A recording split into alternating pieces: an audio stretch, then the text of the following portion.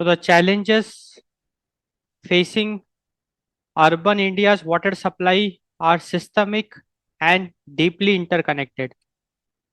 तो अगर हम urban India's water supply challenges की बात करें तो these challenges are systemic and deeply interconnected issues.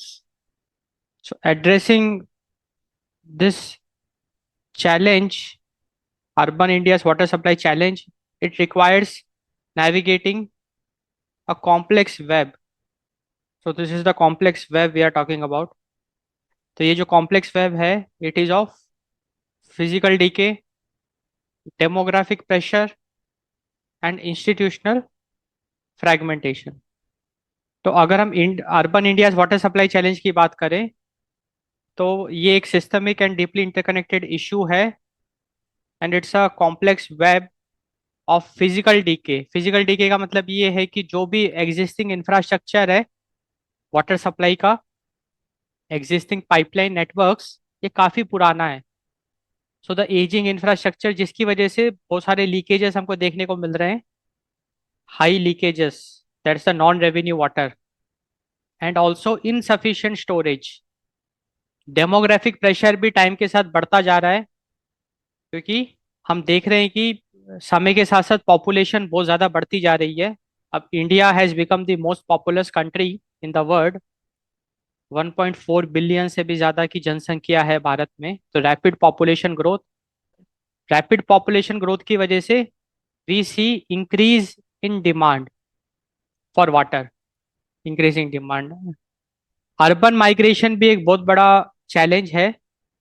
Urban migration की वजह से क्या हो रहा है कि जो मेट्रो सिटीज़ है, अर्बन सिटीज़ है, उन पे प्रेशर ज़्यादा देखने को मिल रहा है क्योंकि a large like population density बढ़ती जा रही है इन अर्बन एरियाज.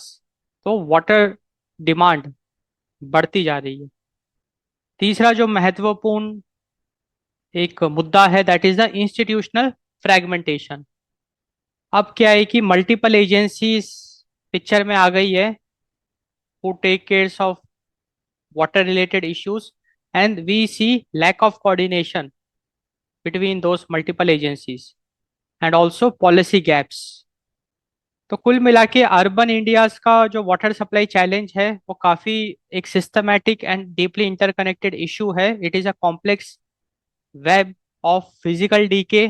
जो तीन सबसे बड़ी चैलेंजेस की अगर हम बात करें with regards to urban India's water supply, तो पहला है फिजिकल डीके जहाँ पे कि जो एग्जिस्टिंग पाइपलाइन नेटवर्क है वो खराब होता जा रहा है.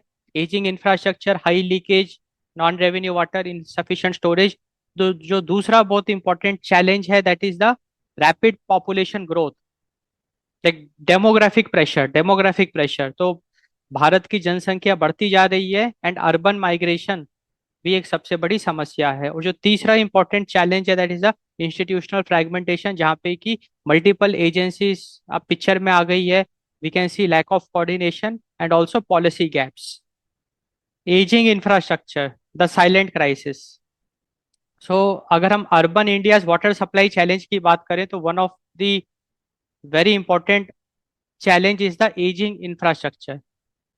तो देखो अगर हम मेट्रो सिटीज की बात करें लाइक कोलकाता, मुंबई, चेन्नई, तो यहाँ पे जो भी वाटर सप्लाई नेटवर्क्स हैं, legacy networks, they date back to the colonial era. जो ब्रिटिश रूल था तब बिछाया गया था water supply pipelines infrastructure. And ये जो लेगेसी नेटवर्क है अब ये एक बहुत लायबिलिटी बनता जा रहा है. अब रिफॉर्म की ज़रूरत है. अब ज़रूरत है कि इस जो ओल्ड पाइपलाइन नेटवर्क है उसको हटा के नया इंफ्रास्ट्रक्चर बिछाया जाए. तो एजिंग इंफ्रास्ट्रक्चर भारत के सामने एक बहुत बड़ी प्रॉब्लम है जहाँ पे कि जो बड़ी बड़ी सिटीज़ है कोलकाता, मुंबई, चेन्नई, वहाँ पे जो भी अभी एग्जिस्टिंग इंफ्रास्ट्रक्चर है वो कॉलोनियल पीरियड, ब्रिटिश रूल जब भारत में था तब का सेटअप किया गया इंफ्रास्ट्रक्चर है. अभी भी वही हम यूज़ कर रहे हैं. तो ये जो लेगेसी नेटवर्क है ये एक मेजर लायबिलिटी बनता जा रहा है. High non revenue water. तो बेसिकली जो पुराने पाइप्स होते हैं, the old corroded pipelines, it leak significantly. जैसे यहाँ पे पिक्टोरियल भी आप देख रहे हैं कि एजिंग इंफ्रास्ट्रक्चर, जो लेगेसी नेटवर्क्स है वो इतने पुराने हो गए हैं कि वहाँ पे बहुत सारे लीक्स हमको देखने को मिल रहे हैं। इन many cities 40 to 50% of treated water is lost before it even reaches the consumer. तो जो ट्रीटेड वाटर, जो क्लोरीनेटेड वाटर है, तो 40 से 50% तक का वाटर तो लीकेज में वेस्ट हो जाता है। It is lost before even reaching to the consumer. It's a very big problem, and this is not just the waste of resource but a financial haemorrhage for municipalities. क्योंकि ये एक बहुत भाई आप खुद ही देखो कि 40 से 50% अगर पानी, ट्रीटेड वाटर अगर वेस्ट हो रहा है ड्यू टू द लीकेज, ये और आप कहोगे पानी तो फ्री है, नॉन रेवेन्यू है, बट उसके बावजूद भी पानी एक स्कैर्स रिसोर्स है। पानी को हमको वेस्ट नहीं करना चाहिए। Contamination via negative pressure, contamination via negative pressure. तो देखो बात ऐसी है कि एजिंग इंफ्रास्ट्रक्चर की वजह से अच्छा, ये नेगेटिव प्रेशर का कंसेप्ट पहले समझते हैं, फिर इस मुद्दे को समझेंगे। तो कंसेप्ट ये कहता है कि देखो बात ऐसी है कि जो म्युनिसिपैलिटी का जो वाटर सप्लाई है वो 24 घंटे तो आता नहीं है, बीच में रुक भी जाता है। तो because supply is intermittent, often 1 to 2 hours a day, pipes goes empty. तो दिन में कुछ समय तक पाइप एकदम खाली रहता है, क्योंकि 24 घंटे तो कंटिन्यूसली उसमें पानी फ्लो नहीं होता है।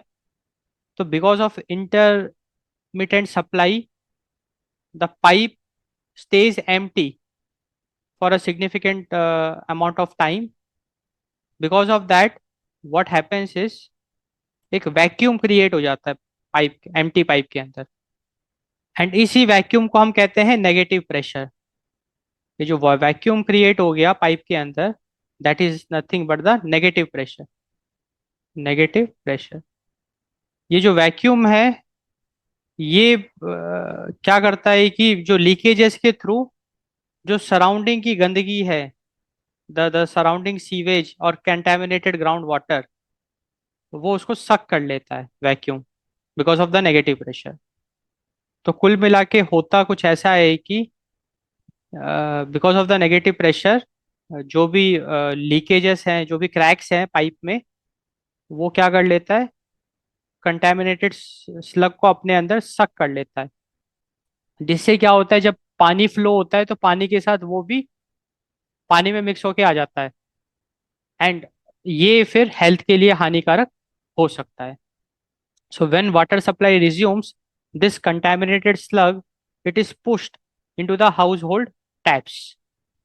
So ये पूरा कंसेप्ट है कंटेमिनेशन विया नेगेटिव प्रेशर।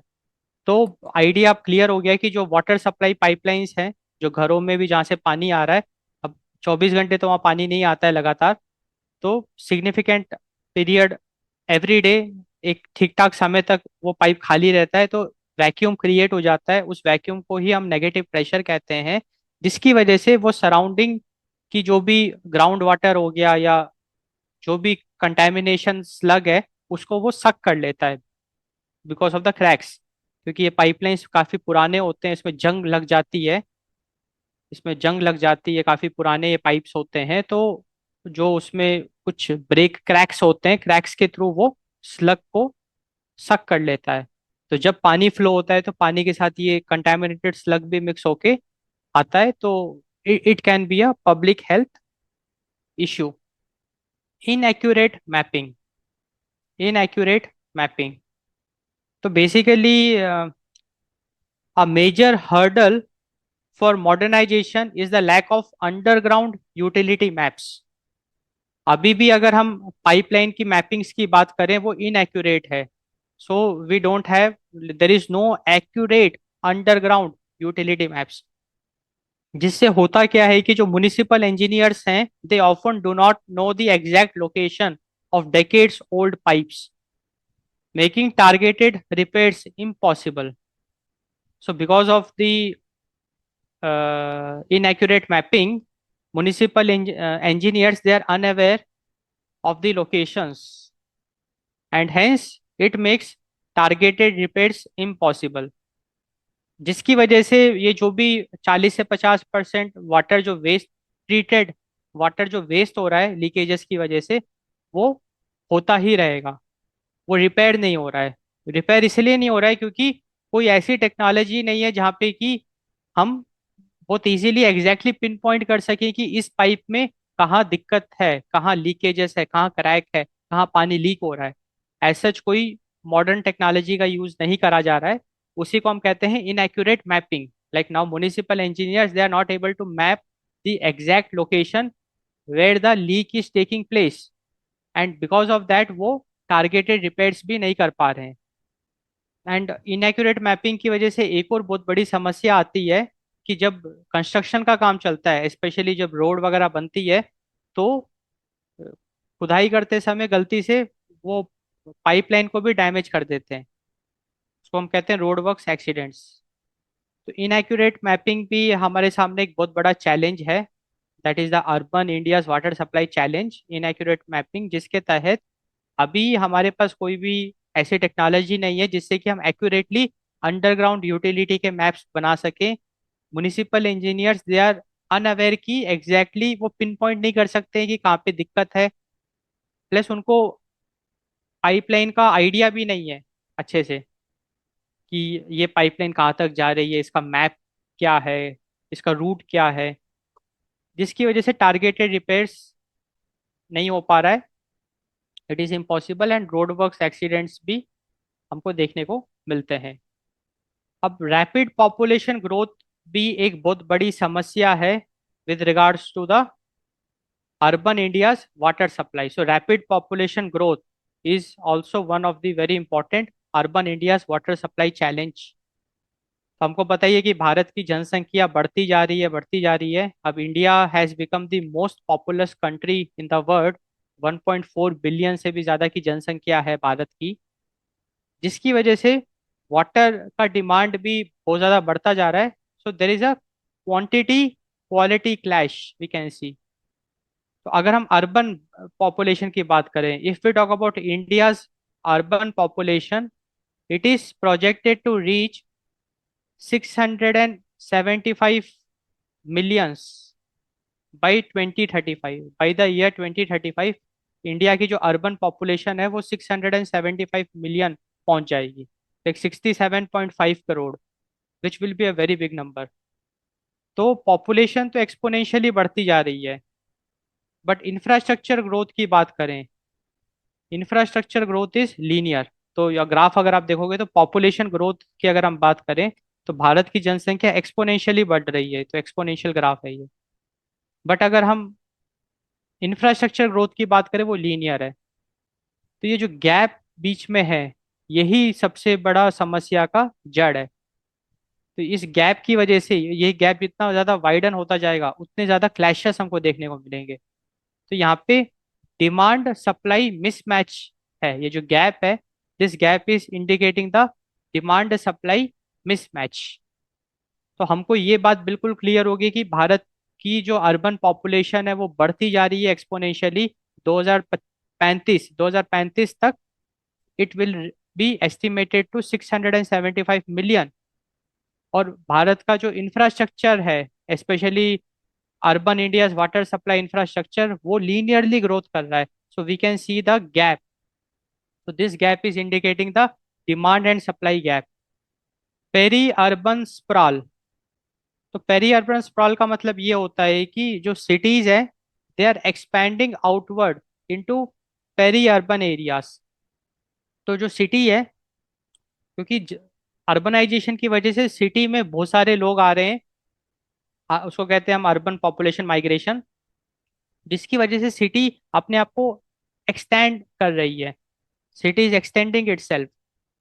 तो cities they are expanding fast into peri urban areas. तो जो आसपास के जो गांव देहात है वो भी अर्बनाइज हो रहे हैं, उनको हम पेरी अर्बन एरियाज कह रहे हैं। तो cities are expanding fast into peri urban areas. अगर हम एग्जाम्पल की बात करें तो जैसे ग्रेटर हैदराबाद है, या एनसीआर रीजन है, तो ये पेरी अर्बन एरियाज हैं जो कि अर्बनाइज हो गए। तो ये जो भी पेरी अर्बन स्प्रॉल है, it is occurring at a rate faster than municipal network follows. तो देखो बात ऐसी है कि because of the peri urban sprawl, लोग क्या कर रहे हैं कि आसपास के जो गांव देहात है वहाँ पे भी नए नए अपार्टमेंट्स बन रहे हैं, नए नए प्रोजेक्ट्स बन रहे हैं, नई नई फैक्ट्रियाँ सेटअप हो रही है, तो लोग वहाँ पे माइग्रेट कर रहे हैं, वहाँ पे रहना शुरू कर रहे हैं। तो जिस तरीके से पेरी अर्बन स्प्रॉल हो रहा है, उस तेजी से municipal network, municipal water supply network हमको होता नहीं दिख रहा है। तो ये चैलेंज है। तो यहाँ पे डिमांड तो बढ़ती जा रही है, बट सप्लाई नहीं है। तो ये जो पेरी अर्बन एरियाज हैं, they still rely on unregulated private tankers and borewells, क्योंकि वहाँ पे अभी तक म्युनिसिपल म्युनिसिपैलिटी का वाटर नेटवर्क अभी बिछा नहीं है। तो वहाँ के लोगों को बोरवेल्स पे डिपेंडेंट होना पड़ता है, एंड अनरेगुलेटेड प्राइवेट टैंकर्स पे निर्भर होना पड़ता है। पेरी अर्बन स्प्रॉल, तो पेरी अर्बन स्प्रॉल भी एक तरीके का urban India's water supply challenge है, जहाँ पे कि जो सिटीज है they are expanding into the peri urban areas, and but municipal networks they are not able to reach there. वो वहाँ पे अभी भी पाइपलाइंस बिछी नहीं है, जिसकी वजह से पेरी अर्बन एरियाज में लोगों को बोरवेल्स पे डिपेंडेंट रहना पड़ता है, एंड अनरेगुलेटेड वाटर टैंकर्स में रहना, निर्भर करना पड़ता है। डेंसिटी प्रेशर, डेंसिटी प्रेशर, तो dense slums, in dense slums and informal settlements, there is no physical space to lay new wide diameter pipes। तो बेसिकली जो डेंस स्लम एरियाज हैं या फिर जो इनफॉर्मल सेटलमेंट्स हैं, वहाँ पे पाइपलाइन बिछाने का कोई स्कोप ही नहीं है। जो इनफॉर्मल सेटलमेंट्स है, जो डेंस स्लम एरियाज है, we don't have any physical space for wide diameter pipes. The last mile, the last mile connectivity, it often relies on spaghetti-like clusters। अगर हम लास्ट माइल कनेक्टिविटी की बात करें, it relies on spaghetti-like clusters of thin plastic pipes that are easily damaged and run through open drains, guaranteeing contamination। तो contamination risk हमको देखने को मिलता है। देखो बात ऐसी है कि डेंसिटी प्रेशर, डेंसिटी प्रेशर का मतलब ये होता है कि भारत में आज भी ऐसे डेंस स्लम एरियाज हैं या इनफॉर्मल सेटलमेंट्स हैं, वहाँ पे घर इतने पास पास में हैं, लाइक उसको कहते हैं डेंसिटी प्रेशर, कि वहाँ पे पाइपलाइन बिछाने का कोई स्कोप ही नहीं है, वाइड डायमीटर पाइपलाइंस। तो लास्ट माइल कनेक्टिविटी, तो लोग वहाँ पे क्या करते हैं, नॉर्मल जो प्लास्टिक पाइप्स होते हैं या रबर पाइप्स होते हैं, उसका यूज करते हैं फॉर वाटर। अब वो जो प्लास्टिक पाइप्स या रबर पाइप्स होते हैं, वो बहुत इजीली डैमेज हो सकते हैं, and they can get contaminated, because ये जो पाइप्स होते हैं they run through open drains, and they can be easily damaged, guaranteeing contamination. तो डेंसिटी प्रेशर भी एक बहुत बड़ी समस्या है। It is a urban India's water supply challenge, क्योंकि because of density pressure municipality अपनी पाइपलाइंस बिछा नहीं सकती है, वाइड डायमीटर पाइप्स हम लगा नहीं सकते हैं। तो लोगों को मजबूरी में plastic and rubber pipes use करने पड़ते हैं, एंड वो that can be easily damaged and that run through open drains, and hence they can easily get contaminated। Hydrological stress, hydrological stress, तो बेसिकली आइडिया ऐसा है कि as cities concrete over lakes and natural recharge zones for housing, तो अब हम देख रहे हैं कि जो लेक्स हैं वो भी सूख जा रही है, उसके ऊपर भी कंस्ट्रक्शन का काम चल रहा है। जो लेक वाले एरियाज हैं वहाँ पे घर बनने लग गए, जो नेचुरल रिचार्ज जो जोन्स है वहाँ पे कंस्ट्रक्शन का काम होने लग गया। So lakes and natural recharge zones are been used for housing purposes, जिसकी वजह से जो लोकल वाटर सोर्सेस हैं they are getting dried up.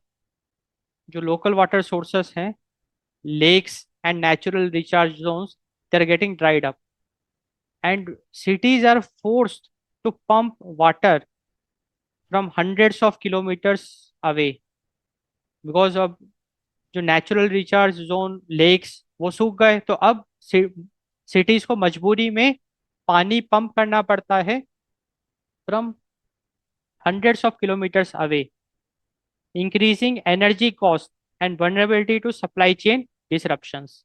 इसका एक एग्जांपल है, बैंगलोर में जो पानी पंप किया जाता है वो कावेरी से किया जाता है। तो अब जब हंड्रेड्स ऑफ किलोमीटर्स दूर से पानी को पंप किया जाता है, तो भाई पंप चलाना पड़ेगा, तो काफ़ी एनर्जी कॉस्ट भी इन्वॉल्व होता है। एंड ये जो इतना बड़ा अगर पाइपलाइन नेटवर्क है, तो डेफिनेटली जो सप्लाई चेन है वो डिसरप्ट हो सकता है। बीच में अगर कुछ भी क्रैक्स या लीकेजेस अगर होगा पानी में, पाइपलाइंस में, तो वहाँ पे वाटर को कंटेमिनेट किया जा सकता है।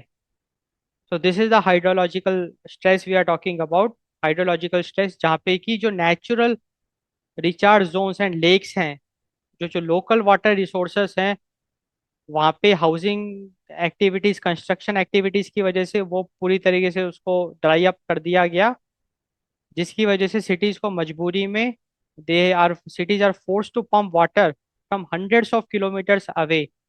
इसका सबसे अच्छा एग्जांपल है बैंगलोर, जो है वो कावेरी से वाटर पंप करता है। अब जब इतनी दूर से वाटर पंप करा जाएगा, तो काफ़ी एक एनर्जी कॉस्ट इन्वॉल्व होगा, एंड जो सप्लाई चेन होगा it is vulnerable to disruptions. तो अगर हम urban India's water supply challenges की बात करें, तो गवर्नेंस चैलेंज भी एक बहुत इंपॉर्टेंट चैलेंज है। Governance challenge, the silo effect. अब समझते हैं कि ये गवर्नेंस चैलेंज है क्या चीज़। So governance challenge is perhaps the most critical yet invisible bottleneck। ये सबसे क्रिटिकल चैलेंज है, yet it is invisible. So water management in Indian cities suffers from a fragmented institutional structure. तो water management जो भारत में है, it is taken care by fragmented institutional structure. उसी को हम द साइलो इफेक्ट कहते हैं। द फ्रैगमेंटेड इंस्टीट्यूशनल स्ट्रक्चर, उसी को हम साइलो इफेक्ट कहते हैं। So in many states, a state level agency like a Jal Nigam or water board plans and builds infrastructure। तो अगर हम fragmented institutional structure, silo effect को अगर अच्छे से समझें, तो भारत में बेसिकली होता ऐसा है कि स्टेट लेवल एजेंसीज होती है, लाइक जल निगम। ये जो जल निगम है, स्टेट लेवल एजेंसी है, इसका काम है to plan and build the infrastructure. जो स्टेट लेवल एजेंसी है, लाइक जल निगम, ये क्या करती है, it plans and builds the infrastructure. It focus on laying x kilometre of pipe, for example. तो the goal of the state level agency is to meet the capital targets. वही जो urban local bodies या municipalities, तो एक तरफ तो state level agency हो गया जल निगम, वो पूरा प्लान बनाता है, बजट पूरा डिसाइड करता है, and it is responsible for building the infrastructure. And जो अर्बन लोकल बॉडी है, म्युनिसिपैलिटी है, उसका काम है मेंटेन करना। जो इंफ्रास्ट्रक्चर स्टेट लेवल एजेंसी ने बनाया है, उसकी मेंटेनेंस का काम म्युनिसिपैलिटी का है, उसका मेंटेनेंस का काम अर्बन लोकल बॉडी का है। तो अर्बन लोकल बॉडी का काम है to maintain the infrastructure which is been built by state level agency like Jal Nigam. अब यहाँ पे समस्या ये है, साइलो इफेक्ट इसलिए है, lack of coordination. Lack of coordination, तो बेसिकली जो कंस्ट्रक्शन एजेंसी है, they often focuses on meeting the capital targets, that is laying x kilometre of pipe, without coordinating with the municipality on whether they have the funds or staff to maintain it। तो कहने का मतलब ये है कि state level agency धड़ाधड़ infrastructure बनाती जा रही है without even consulting the municipality की क्या म्युनिसिपैलिटी उस नए इंफ्रास्ट्रक्चर को मेंटेन कर भी पाएगा, क्या म्युनिसिपैलिटी अर्बन लोकल बॉडी के पास रिसोर्सेस हैं to maintain the newly constructed infrastructure. तो ये जो लैक ऑफ कोऑर्डिनेशन है, this is the silo effect. इससे हो क्या रहा है कि स्टेट लेवल एजेंसी एक तरफ तो इंफ्रास्ट्रक्चर बना रही है, but urban local body municipality उस इंफ्रास्ट्रक्चर को मेंटेन नहीं कर पा रही है।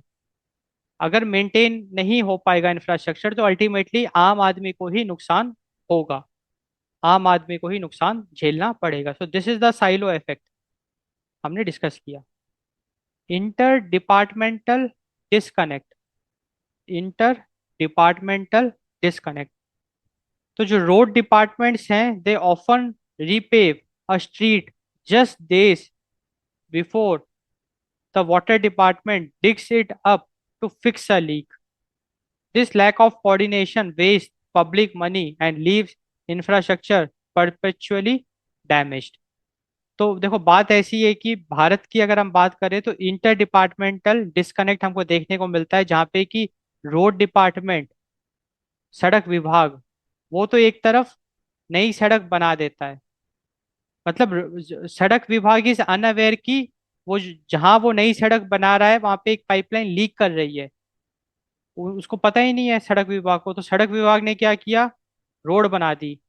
फिर कुछ दिनों बाद वाटर डिपार्टमेंट वो नई रोड को पूरा खोद के जो वाटर सप्लाई में लीक हो रहा है उसको फिक्स करेंगे। तो यहाँ पे कुल मिला के हुआ क्या कि जो नई सड़क सड़क बनाई थी वो टूट गई, तोड़ दी गई by the water department. So it is basically the waste of public money and also the damage of existing infrastructure. And ये हुआ क्यों था, because of inter departmental disconnect. क्योंकि अगर डिपार्टमेंट्स आपस में कनेक्टेड होते तो सड़क विभाग को ये पता चल जाता कि जहाँ पे वो नई सड़क बनाएंगे वहाँ पे पानी लाइक कुछ पाइप्स लीक कर रहे हैं, म्युनिसिपैलिटी के कुछ पाइप्स लीक कर रहे हैं। तो फिर वो वाटर डिपार्टमेंट से संपर्क करके पहले उस लीकेज को ठीक कराते, उसके बाद रोड बनाते, अगर कम्युनिकेशन होता तो। बट भारत में ये एक सबसे बड़ी अभी हमको समस्या देखने को मिल रही है, इंटर डिपार्टमेंटल डिस्कनेक्ट, जहाँ पे कि डिपार्टमेंट्स आपस में ही कम्युनिकेट नहीं करते हैं, जिसकी वजह से एक तरफ तो रोड डिपार्टमेंट ने सड़क बनाई, बट उस नई सड़क को वाटर डिपार्टमेंट खोद देती है to fix the leakages. So that is the interdepartmental disconnect. Lack of financial autonomy. So most municipal bodies they cannot set realistic water tariffs due to political pressure. तो municipal bodies के पास इतना right नहीं है, इतनी power नहीं है कि वो पानी पे पैसा ले। जैसे हम बिजली का बिल भरते हैं, वाटर बिल, क्योंकि municipalities they lack financial autonomy, they are under the political pressure because of which they cannot set realistic water tariffs. So because of the political pressure, municipalities they have to take low water tariffs, जिसकी वजह से लो water tariffs की वजह से they don't have any revenue for skilled technician और for tech upgrade. So because of the lack of financial autonomy, municipal bodies they cannot charge high water tariffs because of political pressure. They have to go for low water tariffs, जिसकी वजह से they are unable to collect appropriate revenue for skilled technicians or tech upgrade. And because of this, municipal bodies they are dependent on state or central grants even for basic repairs. तो municipal bodies के पास इतना revenue नहीं होता है कि वो अपने दम पे बेसिक रिपेयर्स भी करा दें, एंड उनके पास इतनी पावर भी नहीं होती कि they can charge high water tariffs because of the political pressure. अगर हम urban India's water supply challenge की बात करें तो one more very important challenge is the public trust. So this is critical fragile. So public trust. So public trust is like the currency of public health. So trust is the currency of public. So when the trust breaks, citizen bypass the system, often at a high cost. तो public trust बहुत ज्यादा जरूरी है, क्योंकि जब तक लोगों का सिस्टम पे भरोसा है तब तक तो सिस्टम स्मूथली चलेगा, बट जैसे ही लोगों का सिस्टम पे भरोसा उड़ जाएगा तो लोग फिर सिस्टम को बाईपास कर देंगे। एंड जब अगर सिस्टम बाईपास हो गया तो फिर पूरा तहस नहस हो सकता है। The boil water default. देखो, in many cities even if the municipal water is technically safe at the treatment plant, citizens fundamentally distrust the tap. तो यहाँ पे हमको लैक ऑफ पब्लिक ट्रस्ट देखने को मिलता है। Like in many cities, because of the lack of public trust on the system, despite municipalities, जो municipal water है it is safe at plant, मतलब वेल ट्रीटेड है वो, और एकदम साफ पानी नल नल में आ रहा है, घरों में आ रहा है, बट स्टिल जो लोग हैं वो सिस्टम पे भरोसा नहीं कर रहे हैं, जिसकी वजह से वो वाटर ट्रीटमेंट करने के लिए expensive RO, like water purifiers, वो लगा रहे हैं। एंड आरओ सिस्टम जो होता है वो पानी को वेस्ट करता है। आरओ जो होता है वो पानी को वेस्ट करता है।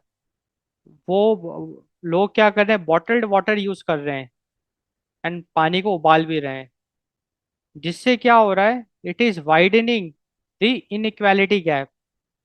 तो भारत में अगर हम वाटर यूसेज की बात करें तो there is a inequality which we can see, there is a inequality which we can see, जहाँ पे कि एक सेट ऑफ पॉपुलेशन वो they are using expensive RO bottled water, they are boiling the water, and we have another set of people who are just consuming the municipal water which is coming from the tap. So this inequality gap, it is widening, and the reason for that is the lack of public trust. जब लोगों का system पे भरोसा उड़ जाता है तब जाके वो ऐसे कदम उठाते हैं जहाँ पे कि वो एक्सपेंसिव आरओ यूज करते हैं, बॉटल्ड वाटर यूज करते हैं, या पानी को बॉईल करते हैं। So that is the boiled water default. Data opacity. देखो, जो ट्रस्ट है it is eroded by a lack of transparency. तो lack of transparency is like a very important reason for the trust erosion. लोगों का भरोसा उठने का एक और सबसे बड़ा कारण है लैक ऑफ ट्रांसपेरेंसी। तो अगर कंटेमिनेशन इंसिडेंट्स को छुपा दिया जाए, if a contamination incident occurs, official acknowledgements often come too late after people have already fallen sick। तो होता क्या है कि जो सरकारी विभाग होते हैं वो कंटेमिनेशन इंसिडेंट को इनिशियली छुपा देते हैं, जिसकी वजह से sickness it spreads, it starts becoming visible. उसके बाद जाके जो प्रशासन है वो एक्नॉलेज करता है कि कुछ इस तरीके का कंटेमिनेशन इंसिडेंट घटा है। एंड वो काफी तब तक काफी लेट हो चुका होता है, क्योंकि लोग उस कंटेमिनेशन की वजह से उसको उसका परिणाम भुगत लेते हैं। क्योंकि सिकनेस जब वो स्प्रेड होता है तो बात ऐसी है कि अगर कोई कंटेमिनेशन इंसिडेंट हुआ भी तो जो प्रशासन है वो चुप रहता है, जिसकी वजह से लोग कंटेमिनेटेड वाटर को पीते जाते हैं, सिकनेस बढ़ती जाती है। और जब वो मुद्दा इतना गंभीर हो जाता है कि वो मीडिया की नज़र में आ जाता है, तब जाके प्रशासन जगता है एंड ऑफिशियली एक्नॉलेज करता है, और तब तक काफ़ी देर हो चुकी होती है, क्योंकि काफी सारे लोग ऑलरेडी बीमार पड़ चुके होते हैं। एंड इस कारण से भी लोगों का सिस्टम पे भरोसा नहीं रह पाता है। तो that is the trust gets eroded. Now people will not trust the प्रशासन। The vicious cycle. अब हम एक विशियस साइकिल डिस्कस करते हैं। अब देखो, बात ऐसी है कि जो म्युनिसिपैलिटी की सर्विस है, अर्बन लोकल बॉडीज की जो सर्विस है, it is sort of a poor service. So because service is poor, people are unwilling to pay higher water tariffs, जिसकी वजह से because tariff collection is low, the utility has no money to improve service.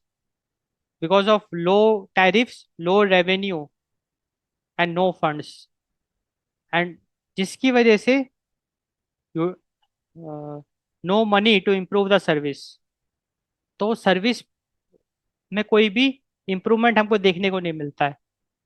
तो ये vicious cycle है। अब इस vicious cycle को हम ब्रेक कैसे करेंगे? With service first approach. So this vicious cycle we can break it with the service first approach. तो सर्विस फर्स्ट अप्रोच के तहत utilities demonstrate reliability like 24/7 pilots to win back trust before asking for higher fees। तो service first approach का मतलब ये है कि जो अर्बन लोकल बॉडीज है, म्यूनिसिपैलिटीज है, गवर्नमेंट अथॉरिटीज है, वो क्या करेंगे? वो सर्विस पे ज्यादा ध्यान देंगे। इनिशियली अगर उनको लॉस भी बुक करना पड़ रहा है या अपने जेब से भी पैसा लगाना है तो लगाएंगे। They will focus on improving the service, क्योंकि जब सर्विस अच्छी हो जाएगी तो लोगों का भरोसा फिर से सिस्टम पे आएगा, एंड फिर लोग क्या करेंगे? और ज्यादा टैरिफ चुकाएंगे, जिसकी वजह से अर्बन लोकल बॉडीज के पास फंड्स आएंगे, रेवेन्यू आएगा, एंड उस रेवेन्यू का they can further use it for improving the service. और जैसे जैसे वाटर सर्विस बढ़ती जाएगी, लोग people will be willing to pay even more higher water tariffs, and जब हायर वाटर टैरिफ्स इकट्ठा होगा तो हाई रेवेन्यू, हाई फंड्स आएंगे अर्बन लोकल बॉडीज के पास, which they can use to further improve the service. तो जो vicious cycle था, we were able to break it by adopting the service first approach. अब हम डिस्कस करते हैं करंट रेलेवेंस 2026 कॉन्टेक्स्ट। तो अगर हम urban India's water supply challenge की बात करें तो हम एक केस स्टडी डिस्कस करेंगे 2026 की। एक घटना हम डिस्कस करेंगे। तो लेट 2025 में in parts of central India like near Indore, हमने देखा कि कंटेमिनेशन आउटब्रेक्स की खबर हमको देखने को मिली, जहाँ पे कंटेमिनेटेड वाटर पीने की वजह से लोग कुछ लोगों की जान भी चली गई, कुछ लोग हॉस्पिटलाइज हो गए। एंड यहाँ पे भी हमको एक जो सबसे इम्पोर्टेंट बात हमको ये देखने को मिली, delay in do not drink orders. मतलब जो प्रशासन है उसको पता चल गया कि वाटर कंटेमिनेट हो चुका है, बट प्रशासन चुप रहा। एंड जब लोगों ने वो पानी पी लिया, ये जब मुद्दा बहुत बड़ा हो गया, तब जाके प्रशासन ने अपना मुंह खोला। तो delay in do not drink orders, so the delay in officially communicating do not drink orders, it cause more public anger and distress than the contamination itself. तो प्रशासन की चुप्पी ने लोगों को बहुत नाराज किया, लोगों को गुस्सा कर दिया। तो बात ऐसी है कि भारत में, सेंट्रल इंडिया में हमको कुछ रियल एग्जांपल्स देखने को मिले जहाँ पे कि वाटर कंटेमिनेट हो चुका था। उसके बाद मतलब प्रशासन को पता भी चल गया तो प्रशासन चुप रही, जिसकी वजह से लोगों ने जब वो पानी कंज्यूम किया तो वो बीमार पड़ गए। तो मतलब एक बड़ा जब मुद्दा बना, तब जाके प्रशासन ने एक्नॉलेज किया, तब तक काफी देर हो चुकी थी। So delay in do not drink orders, and इसी घटना ने लोगों को बहुत गुस्सा दिलाया। लोगों का भरोसा बिल्कुल पूरी तरीके से उठ चुका था from municipalities, from urban local bodies, from government authorities. तो यहाँ से हमको एक बहुत इंपॉर्टेंट सीख मिलती है। The key lesson to take away, communication is as vital as chlorination. Definitely chlorination बहुत ज़्यादा इंपॉर्टेंट है भाई, वाटर को ट्रीट करना है तो क्लोरिनेट करना है। तो communication is also very important. So communication is as vital as chlorination.